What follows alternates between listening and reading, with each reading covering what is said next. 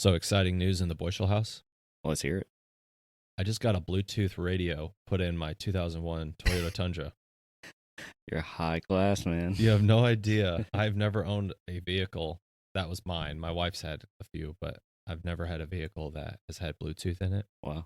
So I actually went and bought a brand new Bluetooth unit for my truck. Nice. Best Buy, if you spend $200 or more on a unit, you get the install for free. They installed it for you? Yeah. Wow. I didn't have to touch it. That's crazy. They did a phenomenal job. Like within an hour, dropped it off, went shopping with the wife. Best Buy? Best Buy. Shout out to Best Buy. Heck Yeah. yeah. So they installed the radio for free. I didn't have to pay any extra money. I just had to pay for the harness, the unit, Yeah. and the little. That's a big deal, man, because that's a pain. Yeah. And the guy was so good that when I got there, he realized he actually crossed one of the speaker wires. It's not a big deal. It just, when you go to do the settings, it was off. And so he's like, oh, no problem. So I watched him take the whole radio out, fix the issue, put it back in within about 5 minutes. Wow. So I think the longest time is just matching all the wires. But yeah, so I have Bluetooth now in my truck, and my kids are super excited. I'm super excited. So dressing up now the you truck. can listen to Frozen on the way to school. In the I morning. know, right? We actually listened to Bluey on the way into school today. There you go. Yep. And yeah, just kind of making the truck nice. Yeah. It's an old girl, but she still runs good. Yeah, you're sweetening her up a lot, right? You're putting ball joints and I've got arms. One of our listeners offered to help me with the upper control arms, nice. Ball joints, lower control arms. Gonna re-grease everything. I'm putting all greasable joints in, so nice. It's gonna be great. And then putting a rooftop tent on, so we'll have a race rig. There we go. We can travel around and do races. Be true ultra runners. I love nomads. it. Yeah, hippie life. Yeah. I'm excited. Our wives won't see us for a month. Yeah. Not really. No, they would track us down. They would. We'll have to get them like an RV or something to follow behind us. Yeah, they don't want to sleep in their rooftop tent. No, not at all. Welcome back to another episode of the Suffer Up podcast with Nate and Ryan. We want to just give a quick shout out to our sponsors here at the beginning. We're going to dive into today's deep topic. Sofsocs. We're super excited to be partnered with Sofsocs. They make a toe sock for your feet, obviously, that is a compression fitting. We love their socks. I have been exclusively running in them now for about a month, and I have absolutely loved their product, and I'm super thankful to be partnered with them. We have a discount code. Discount code is SUFFER10. You can log on to our link tree, which will be in the description of this podcast, and you can click on it. It will take you right to Sofsocs. We put them at the top for a reason. Click on it, and at your checkout, just enter SUFFER10, and you'll get some money off of your sock products. So thank you again, Sofsocs, for sponsoring this show, and we're very pleased to be partnered with you. We also do have an announcement for our listeners that on Memorial Day, we will be attending the Lou workout over in Niceville. Yep. With them, we'll be under their tent. That workout's happening at, I believe it's called Blue Water Fitness. Yes. Over there. Blue Water CrossFit. And so, yeah, we're going to be over there underneath their tent. Hopefully be able to connect with some of you guys who are listening, and hopefully be able to share the love of Suffer Up with other people and maybe connect with some new listeners. Yeah, I think we're going to try and do a giveaway then too. Yes. Yeah. So if you're in the Florida Panhandle or lower Alabama or lower Georgia area, maybe even. Yeah. Come on down and come check it out. Come see us. Come work out for a good cause and remember a fallen hero. Yes. Yeah, it's going to be a good time for sure to be able to network and connect with people and do an awesome workout with some great dudes and women that'll be there doing some physically challenging things and testing each other. So it'll be a good time. It's going to be fun. Yeah. So Ryan and I sat down and we were looking at episodes coming up, and we had an outline of a lot of episodes. And two of the episodes that we kind of kept pushing back. We didn't know when to put it into our pipeline.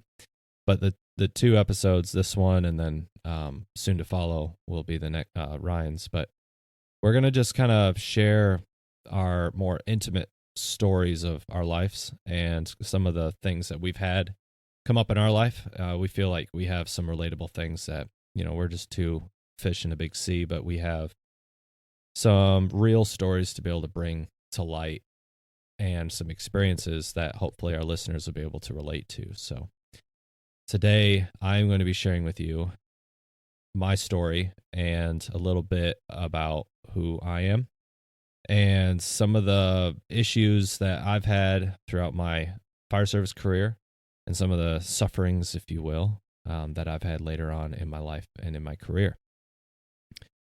So it's going to be a lot of Nate talking today, so I apologize about that. But Ryan's going to kind of chime in, and we intentionally did not share all of these with each other, so that way it'll be more of a conversation. So we hope that you enjoy this episode on the Suffer Up podcast with Nate about Nate. So I'll just go ahead and jump into it. So my name is Nate. I grew up in southern Wisconsin in a very rural, small town. I had a great upbringing. My mom and dad are phenomenal people and raised me up in church, and I was very involved with church growing up. But I went to public school, and I was very involved with the outdoors. I enjoyed hunting, fishing. I lived on the river. Growing up, we used to take a little 10-foot john boat with a 1960s outboard and go putts up the river. And, we used to do all the fun things that any rural kid would do, spend time on the river, spend a lot of time in the deer stand, and just being outside and enjoying hunting and fishing. That's really, when you think about southern Wisconsin cornfields, there's not a whole lot to do other than that. What's your best memory from hunting as a kid? Hunting as a kid? Probably my first traditional longbow. So I hunt with a longbow. Oh, cool. And so my first traditional kill with a longbow, that was really pretty special. At the time, I think I was 12 or 13, and I was only pulling 33 pounds back. That's why it kind of cracks me up, the compound guys that talk about, like, you got to have 70-pound longbow. I'm like, well, I killed my first deer with 33 pounds. So, so yeah, probably that. But I had some really good friends that, we spent a lot of time. We'd be sitting in the McDonald's together because that was the only really place to eat late at night. What do you guys want to do? Oh, let's go down to so-and-so's farm and go shoot raccoons. Like that was our fun, So we got into all sorts of fun mischief as a kid, but I think that kids just need some of that explorative fun. They need a exploration outlet. Yeah. They talk about like creative outlets, but yeah, I think exploration outlet is even better, especially in a small town. Oh, yeah. So, that was kind of my upbringing. I ran cross country and did track in high school. I played soccer a lot, all the way up until about high school. And then I got into running and did cross country. I was never like great, but I just barely made the varsity running team type deal. And then in track, I was kind of the wild card. So they oftentimes would put me in really weird races that I normally wouldn't ever run. So I was more of a distance runner. So I would do like the mile or 2 mile. Yeah. And I got picked to do the 4x8, be part of the relay. So they put me in the middle somewhere. They put the fast guy at the front and then the really fast guy at the end. And then they just kind of put Nate in the middle. Because I was never like the fastest guy, but I was like close, in high school. You're good. Yeah. And then they put me in. What'd you call yourself? The slow fast guy? I was the fast slow guy. I was the fast slow guy. Yeah. You're the slow fast guy. I'm the slow fast guy. Okay. And then so they actually put me in a 200-meter relay once. Nice. Or in the 200-meter open. How'd that go? It actually went really well. Yeah? Yeah, so in the slow heat, I finished first. Dang. It's the only race I've ever finished first. You are the fast slow guy. Yeah, so I was in the slow heat and I finished first. I got lane 4 for that. Anybody who knows track, lane 4, they intentionally put in a faster time. I never really ran a 200. So that they helped you out and put you in that. Yeah, they're like, we're going to put you in lane 4. Just run your heart out. And so they put like a really good time in there just so that I would get a good heat. Mm-hmm. Essentially they lied, and I ended up actually outperforming the time that they put. So it worked out quite well. And then they would put me in the 2 mile. And they'd say, all right, Nate, you're going to be the rabbit. This guy's going to be the fastest. You just got to run and wear him out. That's your job so that the other guy can pass him on like the last 2 laps. Yeah. So your goal is to just wear him out and get in his head, like get right on his heels. You just need to run a mile and a half fast. Right. Yeah. So your race is a mile and a half and you've accomplished because everything's based off points. So that was kind of my track career, if that makes sense. Sounds like you were a real team player, like your whole time running. Yeah, and soccer too, I assume. that's fair. Yeah, I was just kind of the wild card. Yeah, a lot of times people associate like running as an individual sport, and like, oh, it's just you out there running. Mm-hmm. Like, yeah, you're the one running, but it really is a team mentality, even in cross country, because they take the highest of the whole team, Right. maybe the top 5 or something. Yep. I don't remember exactly, but yeah, that's cool. Yeah, so that was kind of my running career, and they even had me pole vault once. Wow. Yep. So How'd that go? The day before the meet, they said, "Hey, we need a pole vaulter because we need somebody else to basically make the open height or whatever." Mm-hmm. I don't remember the exact verbiage now, but they basically took me out back and they gave me a pole and they said, "Yeah, you just run, put it in the box, and then just kind of try to flex it a little bit and get over the bar, but you gotta make open," which I think at the time was like 8 feet or something, really low. Okay, I can do that. Yeah. So I basically just catapulted myself over it and made open height, which accomplished the team mission or whatever they were trying to accomplish. Again, team player, man. Yeah. So I'm like, yeah, I'll pole vault. That's fine. I'll do it. I just knew you were the guy for the team. Yeah. And I did it and I didn't get hurt. So that's a win. That is a win. Yeah.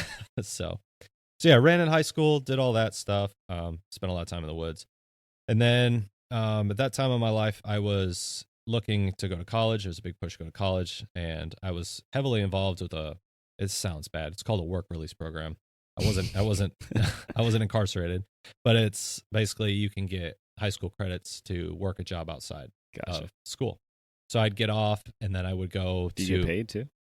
Yeah. Mm-hmm. Like double dipping, man, getting high school credits and getting paid. Yeah. So I had a job at a nursing home as a CNA because I wanted to pursue nursing. And so, yeah, I would leave school and then I would go to work.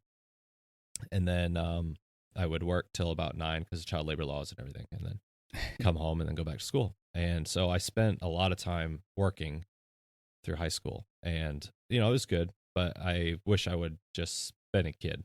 Like I don't want my kids to feel like they need to work. So I missed out on a lot of stuff there, but I gained some valuable working experience early on in my life to be able to kind of transition into adulthood a little bit easier. So then I went to college. At the time I was chasing a girl, and I've already told my wife all this, so she knows this isn't a secret, but I was chasing a girl and I was actually enrolled to go to a school up in La Crosse, UW La Crosse, and that's where she was going. And so I'm like, yeah, I'd love to go up there, whatever. Well, then I decided to not pursue that because I knew I was I was wrapped up in some stuff I shouldn't have been. And so I decided, I'm like, you know what, I should probably ground myself back into my faith a little bit. And so I decided to go down to Pensacola, Florida, to Pensacola Christian College. And that's where I later met my wife. And actually, funny, her brother was my roommate. Oh, that's cool. That's how we met, yeah. So so my brother-in-law got to know me a little bit more than before your wife. Before my wife, yeah. So it actually kind of worked out. But a lot of eyes on me, Yeah. So that was really cool. And then I didn't make it into the nursing program. So over there they have they take the top 125 students out of the program. I did well, but just didn't do well enough. And I've never been super good in school.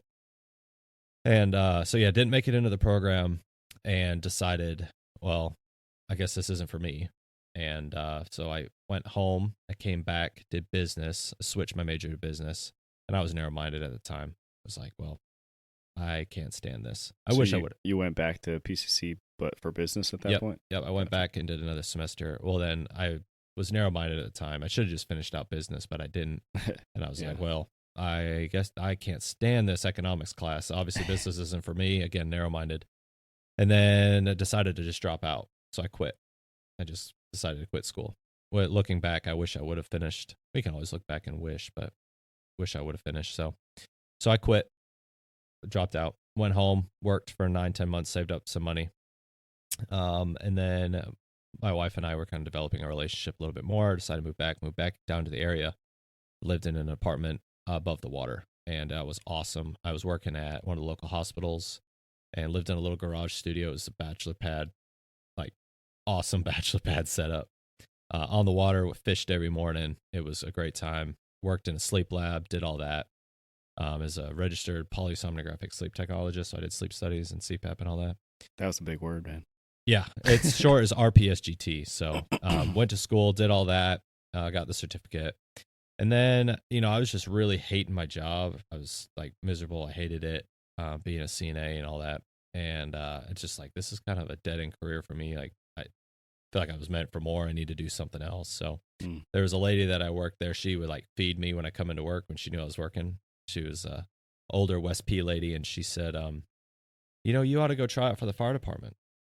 I'm like, oh, okay. Well, sure. She's like, well, they're hiring. So that's how I found the fire service. I never really envisioned myself being a fireman, but like, you should go become a fireman. So that's what I did. I went down to public safety. I applied to be a volunteer. Here in Escambia? Yep, here in Escambia. Yep. And then started volunteering as a firefighter for a little while. And went through the little Fire One Academy, and then went to my first structure fire and just fell in love with it. I remember taking my mask off and looking at one of the lieutenants like, so people can do this for a living and get paid? And he's like, yeah, I mean, you won't make a lot of money, but you'll make an honest living. And, it's the best job I've ever had. I'm like, this is awesome. So I was going to pursue full-time firefighting here, and the history of this place, I was surrounded by a bunch of really toxic people, and the county was going through a lot of growing pains at the time. And I was like, man, I ain't staying around here. So got married and then decided to move to Georgia. So what did Lauren go to college for? Lauren went to school for medical office administration. So she worked there she attended school at Pensacola Christian College and got her degree and finished out. So during that time frame, I lived locally. So we were apart, but we were still able to see each other on, a lot of times we do church. But after she graduated, that's when you guys got married. Yes. Yep. So she graduated June of 2015, and then we got married. May. She graduated in May 2015. We got married in June of 2015. Gotcha. So as soon as she graduated, we got married, and then I was still volunteering in the area. Then September of 2015, we moved from here to Metro Atlanta, and I worked for a department up there for 8 years. And that's kind of where my story kind of begins, if you will. Before you get there, what in the world made you want to go to Metro Atlanta from Pensacola? Yeah, so that's a really good question. I was like, man, I want to go work for a big department. I want to be in the thick of things, and I want to go work for a big department. So I applied. Action. Yeah, I wanted to get in the weeds with it. I wanted to get in the go run the crazy calls and all that stuff. So I saw Gwinnett on the map, and I was like, oh, that's Metro Atlanta. I applied to several departments, and Gwinnett was actually one of the first ones that picked me up. I applied all over the country. Really? And at the time, it was around that time frame, it was a little bit easier to get on than like 2008, 2010 time frame. So you and Lauren were prepared to move anywhere for that? Mm-hmm. Wow. Anywhere in the country, and we landed in Georgia. So yeah, so I applied, and they picked me up, and they had a paramedic program where you can go through and get your paramedic and go through a 16-month academy. And you come out Fire 1, Fire 2, hazmat, ops, and all that stuff, and with your paramedic license. Wow. So it's, at the time, I mean, it still is, but a very, very strict, regimented, you had a demerit system. You could fail out, and a fail out is basically getting terminated. Mm-hmm. So very thankful for that time, and they did a very good job at creating building blocks for me to be able to be successful. Like, they did a very good job at intro level, like getting you ready for the field. Looking back at the time, you're like, man, this is a joke. Like, well, no, looking back, they did a really, really good job with getting everybody ready. So that's kind of my lead up to kind of the main topic of what we're going to talk about today. And if I were to give a title for this episode, obviously it's kind of my story, but it would be learning how to handle the stresses of the job as a fireman. And I've talked about it before, but at the time I was so proud, and I still am proud to be a fireman. And that became kind of my identity. And everything was wrapped around the fire service for me. But I'll kind of come back to that. And so I started my career. I went to one of the USAR stations and graduated the academy. It was a really exciting time. Went to one of the USAR stations, and I enjoyed my time up there, but they were slow. They didn't run a lot of calls, but they were all wrapped up in the rope stuff and everything else. And I enjoyed that aspect of it a lot, but they weren't running the calls. It just wasn't it was like, I don't know. I wanted to be I wanted to be a ghetto fireman. I wanted to go run the crazy calls. I wanted to be busy. I wanted to do all that stuff, but I just wasn't getting it there. Yeah. So you're hearing the stories of all the other yeah places getting those crazy calls and right. just bored. Exactly. USAR, that's Urban Search and Rescue. Correct. Yep. Urban Search and Rescue. So a high angle, low angle, confined space trench, structural collapse, all that stuff. So bad storm, hurricane, all that kind of stuff. Those are the teams, the FEMA teams that come in and basically help search for life and all that kind of stuff. So they go into rubble piles and try to extract people and stuff like that. So a high action job, but only select amount of time. Yeah, right. I mean, and that How often team, do you need that? Not not very. Really good guys. Love the guys up there. They taught me a lot. And I got a couple classes when I was there at that station, but I very limited experience behind that. But the guys did a phenomenal job up there. So I talked to the captain. I was like, "Hey, man, this ain't for me. I want to go be in the ghetto. Like, I want to go run the calls. I want to be, the joke, because I want to be a hood rat fireman. Like that. That's what I want to be. Yeah. So he's like, well, he tried to talk me out of it. And I was like, no, this is what I want. So, well, then the next watch that came in and they said, Nate, you're going to Station 12 down in Snellville. I said, okay, sweet. That sounds great. It was one of the busiest stations in the department. There's really like 5 that are almost the same, but I was like, heck yeah, let's do it. So I showed up, and the crew at the time, the captain, he didn't say much to me, but he came in and he's like, welcome to Company 12. Keep your eyes open, keep your mouth shut and your ears open. Say less, learn more. And your 2 drivers over here, pay attention to them. They'll teach you everything you need to know. And that was kind of my introduction. So it's kind of like it was a really hardened crew. They'd been together for a while. Yeah. Really good reputation. So I was the new guy.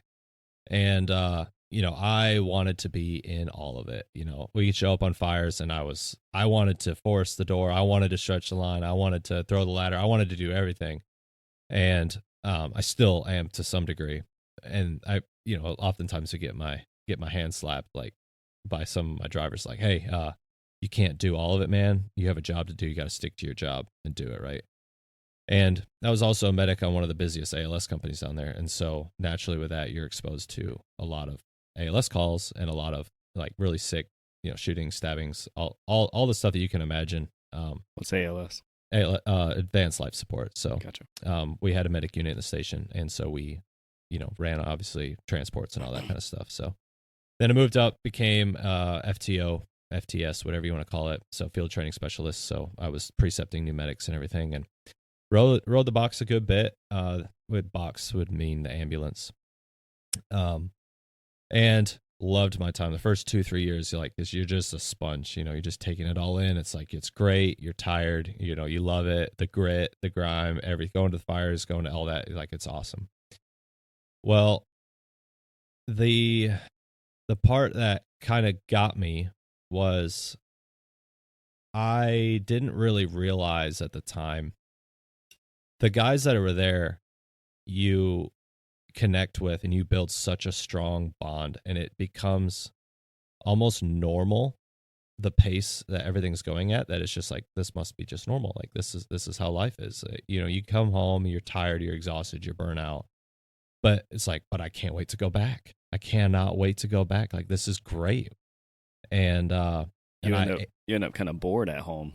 Yeah. When there's not so much stuff going on. Correct. So you go this high pace, high action paced environment, and then you come home and you have to kind of turn it off. And, we didn't have kids at the time. And then our daughter came along, and, that was the most amazing thing, as kids coming into your life. And it really kind of grounded me in a lot of ways. But I guess kind of trying to get to the meat of this. In short, I didn't realize how messed up I was mentally until I was already kind of in it. And I remember having a conversation with one of my drivers. And at the time, I noticed small changes in my behavior and in my speech and in my mindset. I became extremely hardened. I was not happy when I came home. I was only happy when I was at work, even though I was getting basically beat up when I was at work. Not physically, but just, running nonstop. And at the time, I was never like, they never really teach you in recruit school or anywhere. They don't really tell you or teach you how to handle things, like how to handle stress. And so it's basically taking this young, sheltered boy and putting him in the world in this crazy, crazy environment. And then you're Small town guy in a big city. yeah, no, for real. Like Yeah. I didn't know a lot of things, and I didn't understand a lot of the hate that's in the world, and you'd be exposed to stuff and you're essentially just like, oh wow, that was bad, but you always just kind of just mask it and just kind of move on, right?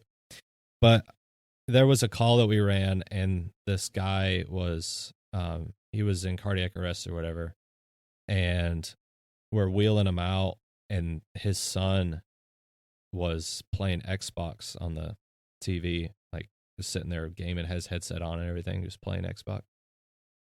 And I reached over and I snatched the headset off his head, and I looked at him and I said, "This is your dad, dude. You don't want to say goodbye to your dad?" And he looked at me and said, "That guy didn't do anything good for me. Why would I want to say goodbye? He's better off dead." Wow. And I was like, wow. Well, then, transport him, whatever. And then afterwards, I thought, like, that reaction was not appropriate. Why did I respond that way at all? Like, why did I feel the need to tell this 13-year-old kid, snatch his headset off his head and tell him that, I'm like, what? Anyway, I just kind of pushed it to the side, right? Well, then the jokes, started getting darker and darker. And I'm like, man, I never used to be like this. What's happening to me? And I think the dark humor, we joke about it as we need to have that as like a coping mechanism. But the more and more that I've kind of gotten into this job, I realize that yeah, it's a coping mechanism to be able to not be emotionally attached to what you're seeing and doing. But at the end of the day, that's not quote normal. Like it's not. Like you just take a normal person that's not exposed to these things, like that's not normal. But at the end of the day, you're this is how you deal with these stresses. And so it kind of continued on with things, and I would come home and I was just not happy. I was angry. I was short with my wife, and I come home and feel like I needed to sleep for 4 or 5 hours and just lay, and then the next day then I'm present. Well, I decided when my daughter came along, I would start a business because I felt like I needed more money.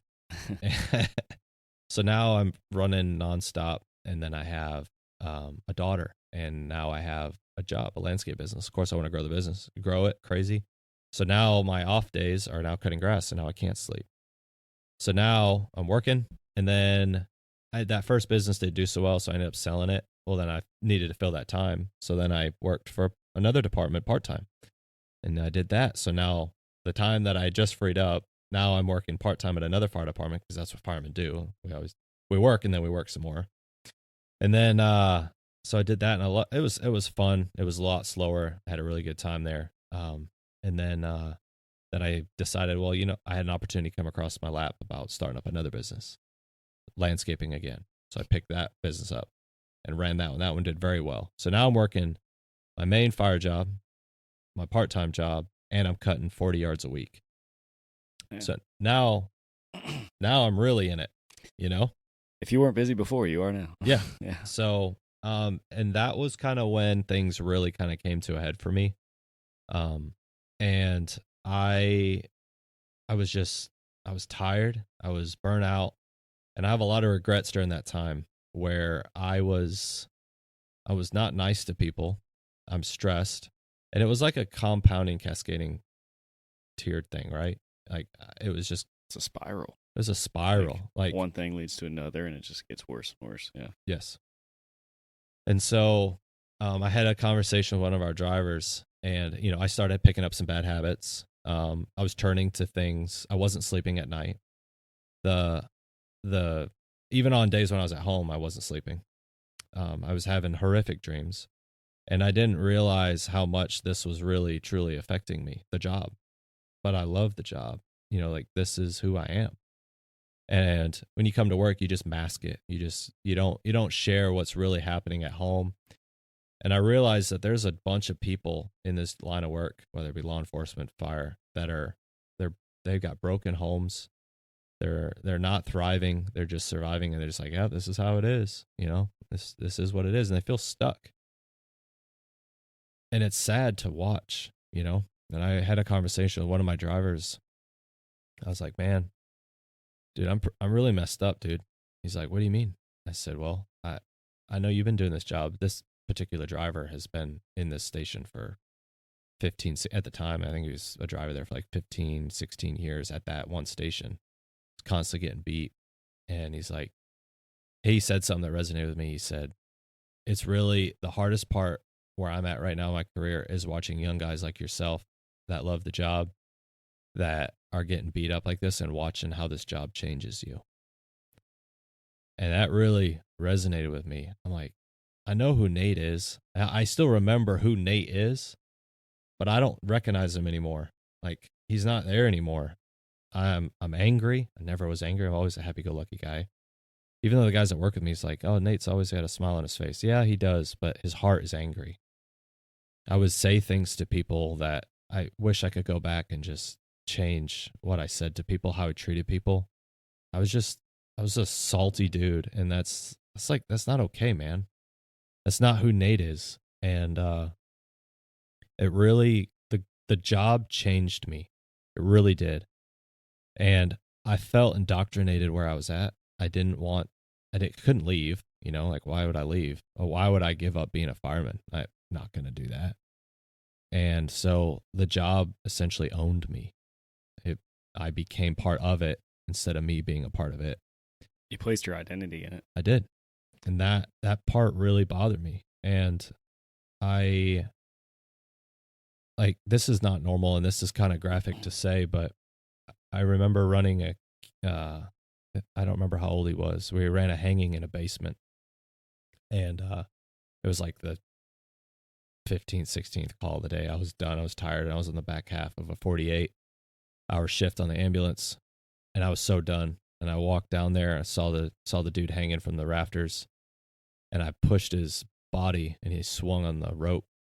And I just turned around and just didn't even. I was still half asleep. Just like, yep, he dead. And he was. Yeah. Like, he was gone. And I was like, well, okay, that's it. And I just walked out. And I cracked jokes about it. Like, that's kind of explicit to say, and it's not like it's a horrific thing, but I became so desensitized to what I was seeing. And I'm not going to repeat some of the stuff that was said, but I was so desensitized to what I was seeing. There was a small voice in the back of my head, and I think it was the Holy Spirit telling me, like, you're not okay, Nate. You need to fix this. Yeah. And at the time I wasn't close to God, and I let my faith. I was a lukewarm Christian. I wasn't who Nate was. My identity should have been in Christ, not in my job. And I was letting the job consume me and who I was. And I'm like, yeah, I'm going to be the tough guy. I'm going to be the guy that's going to I can deal with all that. I can take it. I can take it. I can take it. I can take it. Do you think that guy in your department who said that about the job changing young guys, do you think that him saying that helped you a lot? Because it wasn't just you saying, like, I feel like I'm different. It was somebody else saying, this happens to people. It's happening to you. You're changing. Yeah. It grounded me. Yeah. It brought me down. Yep. He very kindly, in a very soft way, called me out. And since then, I've had a lot of guys reach out to me, and I've had that exact conversation with guys that I notice a change in, or I know they're not okay, and grounding them. And they have to eventually draw those conclusions themselves that they're struggling. Yeah. But it's a dichotomy of recognizing. You have to recognize that you're messed up. Otherwise, you're just going to keep going. And then eventually those actions turn into completely irrational decisions. Yeah, either somebody's going to point it out to you, or you're going to eventually do something drastic enough that makes it abundantly clear to yourself. Yeah. So it was kind of hard to admit to myself that, like, I need help. I am not okay. Like I'm seeing, kids like seeing bad stuff. Yeah, seeing a bunch of bad stuff, and I don't want to get all into that, but and like you could talk about, like we briefly talked about at the beginning of this. I don't want to glorify the stress of the job. That's not the point of this. But I want people who are listening to this to realize that a normal person like Nate went through stuff and never showed it externally, except for the people that truly knew me. They knew that they saw a change, and they called me out, and they helped me through it in a very kind way. But I don't even think they realized that they were helping me through it. And another driver because we had 2 drivers at our station. He's a Christian, really awesome guy, and he's a really close brother and friend still to this day, even though we don't work together anymore. He was also going through some stuff too, personally, and really started he led this thing called Exodus 90, which is basically like you don't eat any sugar it's like 75 hard, very similar to that. And he challenged me to do it. So like a few of our guys did it on our crew, and I'm like, wow, this is good. Let's do this. And so we did it, cold showers, no hot showers, all that stuff. And it kind of brought me back to like, man, I need to do something to make myself better. And so that kind of started with that. And he challenged a lot because he was growing. And I'm like, what he's doing right now is exactly what Nate used to be, rooted in my faith, grounded in my faith. And he still is a great leader. And he did a really good job at leading not only himself, but his home and dealing with the stress, because he kind of went through the same cycle that I went through. So anyway, we could talk, and we plan to talk about some of these things a little bit more, but I just want to, before I move on to that topic, I just want to make sure that people understand that I'm not trying to glorify my stress, because there's people that have been dealt a way worse hand, way worse hand. And I could sit here and tell you about all the things that Nate's seen and done, and that's not, I'm not about that at all. I just want it's not the point. It's not the point. My point is that everybody's filter eventually will get clogged. And so I'm going to get to the conclusion of how do you deal with your clogged filter? Yeah. What changed after that recognition that you had and that somebody brought to your attention? What changed from then on? Yeah. So it started with that Exodus 90 thing that we did. And then, reading scripture again, getting back into it. And I got kind of heavy. I was pretty thick. A little thick. I was a little thick, I could still, what's funny though, I was thick, but I could still outperform most of the new guys that came in. So that's a whole nother thing. Thick and fit. Yeah, thick and fit. Yeah. I really like that. It's the new athletic line we're coming out with, or line we're coming out with. Clothes, thick and fit. Thick and fit with Suffer Up, yeah. No. So anyway, we always did like crew workouts and stuff, but I was just kind of apathetic with all that. And I realized I needed to make a change, and kind of through a lot of circumstances, I came home one day and looked at Lauren, and we've always had this thing that Lauren and I have had. Like if I've had a rough shift, bad call, whatever, I just look at her and say, had a bad call, had a rough shift. I just need an hour of just decompression time. She'd handle the kids. I'd go up, at the time we had an upstairs, went upstairs, and I just either slept, relaxed, decompressed, because you go from high stress, and then you got to be able to come home and turn it off and be a dad, be a husband, and all that stuff, and handle business. So one day I came home and I cried the whole way home. I was just in tears. My filter was clogged, and I looked at Lauren and I said, I got to make a change. I don't know what that change is, but I got to change something. Do you think that you were crying that day because of what you had seen and like the actual stressors from work, or because you had recognized that it had changed you and you were like upset with yourself? A little bit of both. Yeah. So like, you could talk about like, the calls, whatever, and it's not a sign of weakness. It's at the time, you just tuck it away, and eventually it just compounds to where you have this massive rucksack on your back, and you just can't carry it in anymore, and it eventually will come out. Yeah. A lot of guys don't want to talk about that. They don't want to share that kind of stuff, but I'm here to tell you that it will eventually happen to every single man. And if you break down, it's not a sign of weakness. It's not. if anything, it's a sign of strength because you're able to recognize and understand that you need to make a change. And so that was the point. I looked in the mirror and I didn't recognize myself anymore. I was overweight. I was unhealthy. I had unhealthy habits. I was turning to things other than God to fix my problems, and I was not a healthy. Our three pillars here at Suffer was spiritual, mental, and physical well-being. I had no pillars. I was just floating. I was just there. I was showing up to work. I was trying to be good at my job. Home life. You weren't floating, brother. I was sinking, and it was one of those things where I didn't know how to float again. I didn't know how to swim again. And I came home and looked at Lauren with tears in my eyes. I said, I got to make a change. I don't know what that looks like, but I got to change something. It's like, okay, well, let's pray about it. And through a lot of things and everything else, I decided to leave the department that I was at, which was one of the hardest decisions I've ever had to make. These guys are my brothers. I love them. Looking back, I love the department I worked for. They were a great, great department, and I absolutely loved them. But I needed to step out and remove myself from that situation that I was in because I couldn't find a way out. I couldn't find a way to be able to actually heal myself in that time. And I just really struggled in that moment because I'm like, well, am I running from a problem, or am I actually healing by stepping out? And so I applied and ended up moving down here. And through that time when I decided that I needed to step out to when I actually stepped out was almost a year.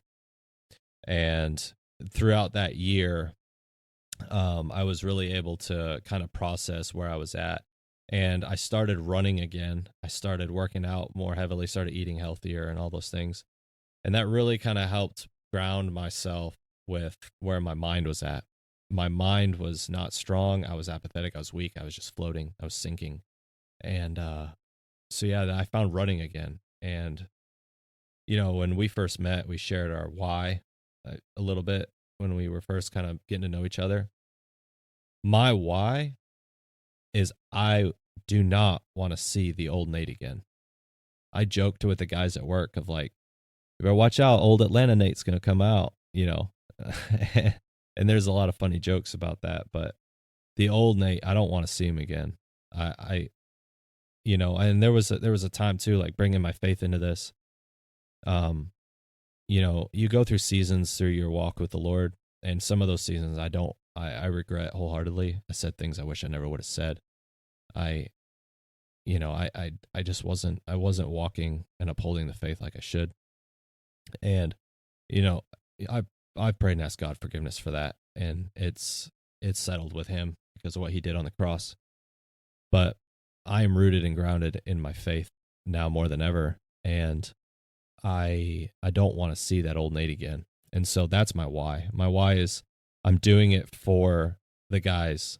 I'm doing it for me. I'm doing it for my family. And so by pushing myself in my runs, in my workouts, and in everyday life to be better each and every day, it gives me a new focus, and it gives me a new way to be able to strive forward, and so that I don't have to go back to the old Nate. And I will not see that old Nate again, because that old Nate is destructive and not healthy and not wise. And through that season, though, of changing my mindset, and part of the reason why we're sitting here and talking about this stuff is ever since then, God's given me opportunities to speak to guys that were very relatable to the old Nate. I don't want those guys to be relatable to the old Nate. I want them to be related to this Nate right now. And not that I'm a perfect being by any means. I still have issues, but I want our people, our listeners, to understand that there is a way out. There is a way to not be that guy. And I'll kind of give you a perspective on this. When I came back down here to Florida to be a fireman here, we ran a hanging. Like I talked about, we ran a hanging, and guy was in his shop, and got him down, whatever, started CPR and did our thing. And then we ended up, he was beyond help, so we ended up calling him. And I went back to the station. It was late at night, and I'm sitting there, and just a tiny bit of Nate felt bad for the guy. And I never remember feeling that feeling before of like, man, that sucks. But then I just smiled and I praised God. I'm like, wow, Nate's back. Like, not to be soft and like, you know, because you have to still have your guards up a little bit and be able to deal with those stresses and the things that you see and stuff. But there was just a small part of me that felt bad for the guy instead of just sloughing it off. Like, human life is important. And so just a little bit of me just felt normal again. I don't think having a heart makes you not tough. Yeah. And that's what you showed in that thought was your compassion, your heart. Right. You know, the love side for humanity, not for that person necessarily, but like, man, it sucks that guy felt like that was the best thing to do at this time. Mm-hmm. Yeah, and just a small part of me felt normal again.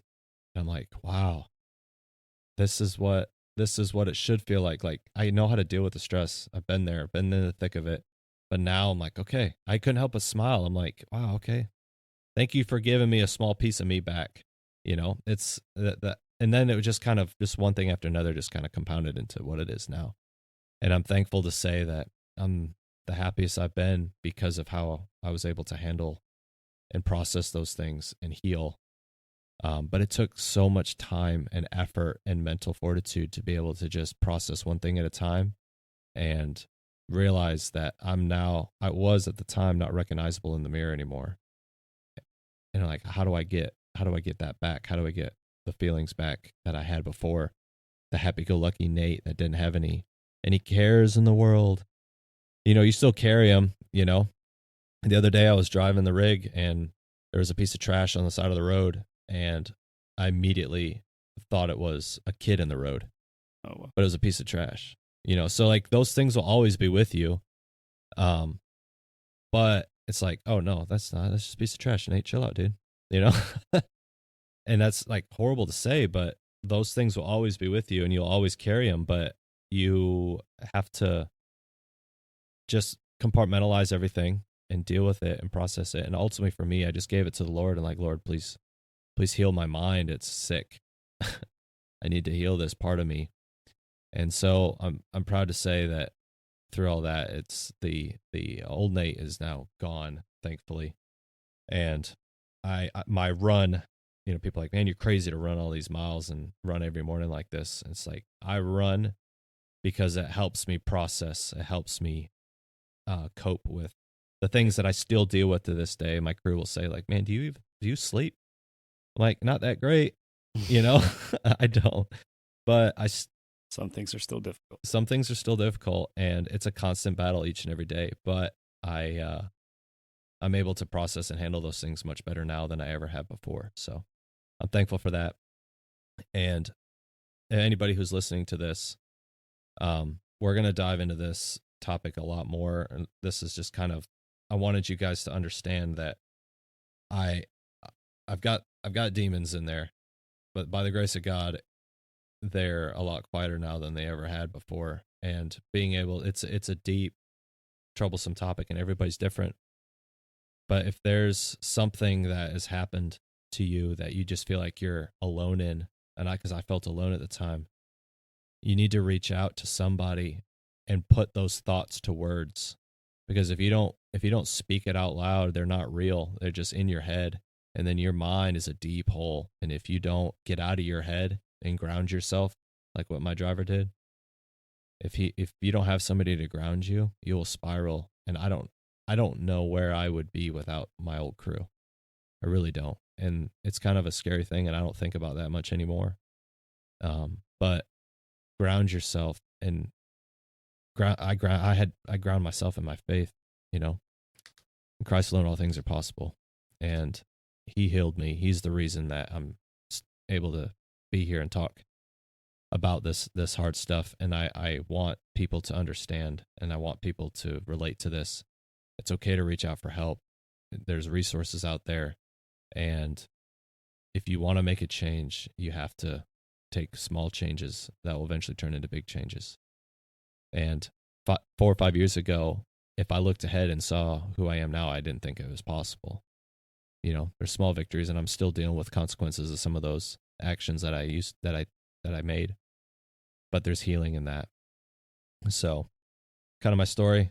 I'm super blessed, very honored to be able to have this podcast and show to be able to share with you guys some of the sufferings and trials that we've had in life. And there's many, many more, but we don't want to bore you guys with more and more and more of me. But we just wanted to get out there and give you guys a little bit of things that we've been through. And hopefully you guys can relate to this if you are struggling with something right now or have, and you want to reach out and talk about it.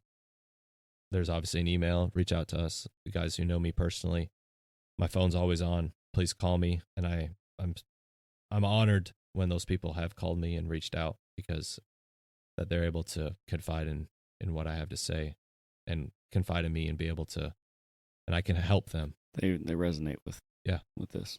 Absolutely. So that's kind of my story. Thanks, man. Thanks for sharing your story. Absolutely. There's more. I think that's going to resonate with a lot of people. Obviously, we have a lot of firefighters who listen to this podcast, so I think it'll directly resonate with them. But even people who weren't firefighters,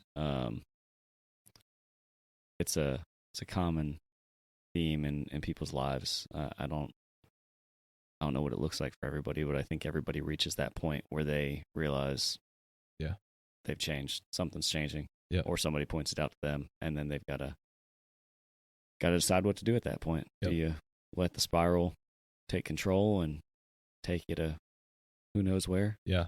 Or do you get control of your life and choose to pull yourself out of it? Yeah. Because the things that matter most, I hate to say it, but that job, whatever job you have, you're replaceable. Yep. What matters is your family.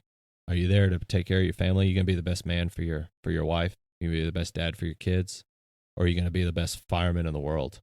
Or can you have all of it? You can have all of it, but it takes a lot of discipline and a lot of diligence. And it takes prioritize. Yeah. If you don't put your family first, you're probably not going to be the best fireman. No. I love the job. I'm ate up with the job. I love what I do.